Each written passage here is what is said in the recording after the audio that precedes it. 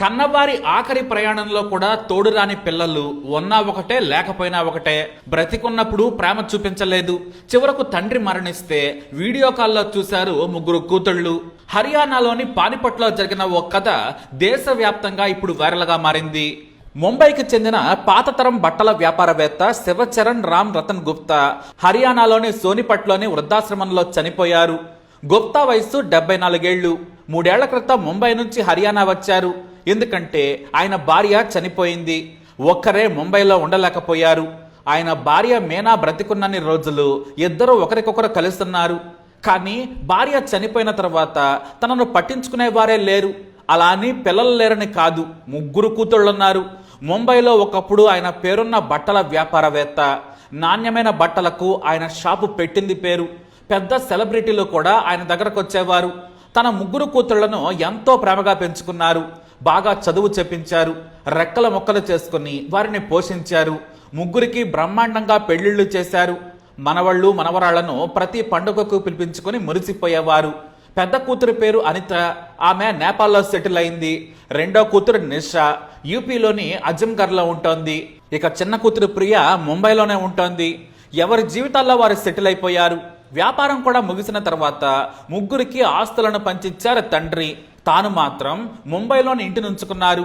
కానీ తమ కూతుళ్ళు అతని దగ్గర డబ్బులున్నంత వరకు వచ్చారు. ఆ తర్వాత ఆరోగ్యంగా ఉన్నంత వరకు కూడా వచ్చారు.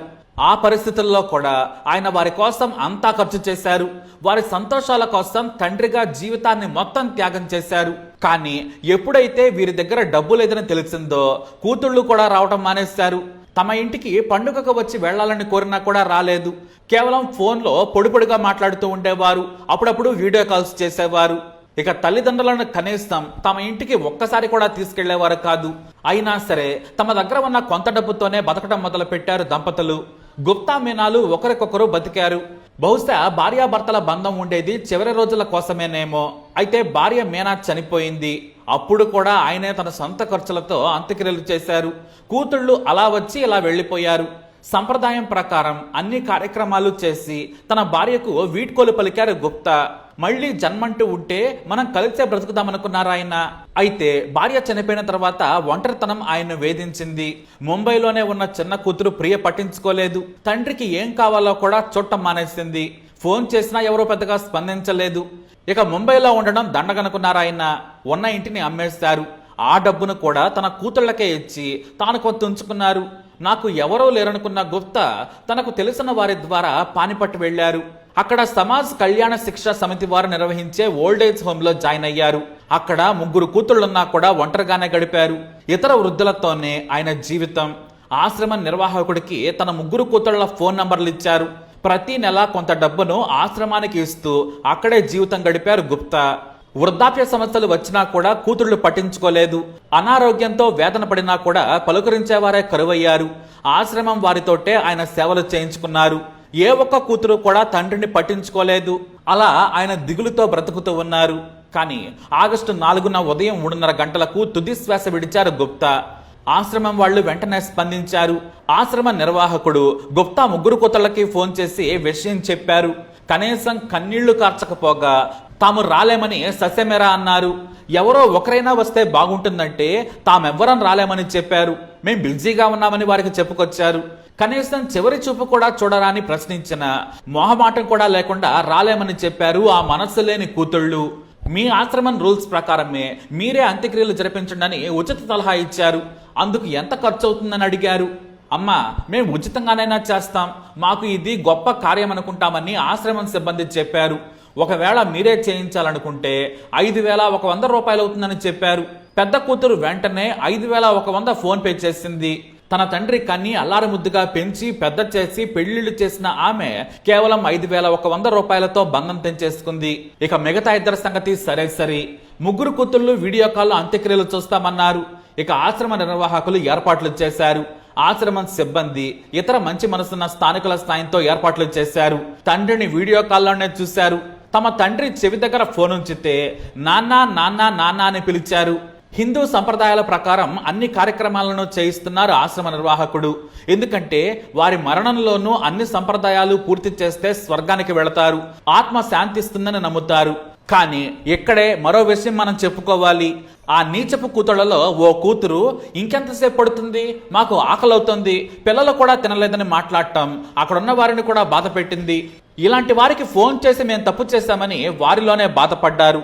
వీడియో కాల్లో కూడా ఏదో తప్పదన్నట్టుగా అంత్యక్రియలను సినిమా చూసినట్లు చేశారు. కనీసం కన్నీళ్లు కూడా లేకుండానే తమ తండ్రి చివరి ప్రయాణాన్ని పూర్తి చేశారు. ఆ వెంటనే తమ పని అయిపోయిందని కాల్ కట్ చేశారు. ఇక కొన్ని గంటల తర్వాత మళ్లీ ఆశ్రమ యజమాని ముగ్గురు కూతుళ్లకు ఫోన్ చేశారు. మీరు మీ తండ్రి అస్థికలు తీసుకెళ్ళండి, 20వ తేదీ వరకు భద్రపరుస్తాం, ఆ తర్వాత ఉండవని చెప్పారు. అందుకు ముగ్గురు కూతుళ్ళు కూడా తాము రాలేమన్నారు. చిన్న కూతురు ప్రియ మాత్రం వీలు పడితే వస్తాను, లేదంటే డబ్బులు పంపిస్తాను, మీరే గంగానదిలో కలపండి అని చెప్పింది. ఇలాంటి దుర్మార్గులను కన్నా గుప్తా ఎలాంటి వారో తెలుసా? తాను పోతూ తన కళ్ళను దానం చేసి వెళ్లారాయన. ఆయన కూతుళ్లు మాత్రం తండ్రి పట్ల కర్కశంగా ప్రవర్తించారు.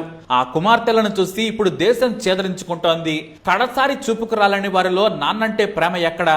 జీవితాన్ని బిడ్డల కోసం ధారపోస్తే ఆఖరి ప్రయాణంలో కూడా ఒంటరైపోయాడు ఆ తండ్రి. జీవితంలో ఓడిపోయాడు. మొబైల్ ఫోన్లో వీడియో కాల్లో చూస్తే బాధ్యత తీరుతుందా? నాన్న ప్రేమకు 5,000 రూపాయలు కట్టి రుణం తీర్చుకున్నారు కసాయి కూతుళ్ళు. ఇక చదువుకొని ఏం లాభం? ఏదా సంస్కారం, ఏదా బాధ్యత? తల్లిదండ్రులను బ్రతికున్నప్పుడు గుండెల్లో పెట్టుకుని చూసుకోవాలి. కానీ చివరి గడియలో కూడా రాకుంటే ఆ బిడ్డలు బ్రతికున్నా లేనట్టే. సమాజంలో మానవ బంధాలు మంట కలిసిపోతున్నాయి. కన్నపిల్లల ప్రేమ కూడా చచ్చిపోతుందనడానికి ఇదో ఉదాహరణ. అంతిమంగా గుప్తా అనే నాన్న ఓడిపోయాడు, చచ్చిపోయి బ్రతికిపోయాడు. మరి ఈ కూతుళ్లపై మీరేమంటారు? మీ అభిప్రాయాన్ని కమెంట్ ద్వారా తెలియజేయండి. ఈ వీడియో అప్డేట్స్ కోసం మా ఛానల్ ఫాలో అవ్వండి, తప్పకుండా సబ్స్క్రైబ్ చేసుకోండి. तारीख तक कराना पड़ेगा हमें, या तो आप 20 तारीख से पहले आ जाओ। अच्छा 20 तारीख से पहले तो हाँ। देखते हैं, अभी मैं आपको बताती हूँ ना। हाँ जी हाँ जी। अच्छे से हो गया ना सारा काम? हाँ बिल्कुल अच्छे से हो गया। ठीक है तो मैं ऐसे बोल रही थी ना, आप मुझे वीडियो भी भेज दो। ठीक है भेज दूँगा मैं। आप फिर आने पे होगा सारा काम। हाँ बाकी तो आप आ लोगे जब होगा ना। ये संस्कार हुआ है। अभी तो संस्कार हुआ है। अभी और कितना टाइम लगेगा? तो हम लोग नीचे नहाएंगे और नहाएंगे चूल्हा जलाएंगे। नहीं अभी तो कुछ नहीं है ना, किताब और में दे दी लगे रहो सिद्धांत। पकड़ दे बना के नहीं चल रही है, नहीं चल रही है।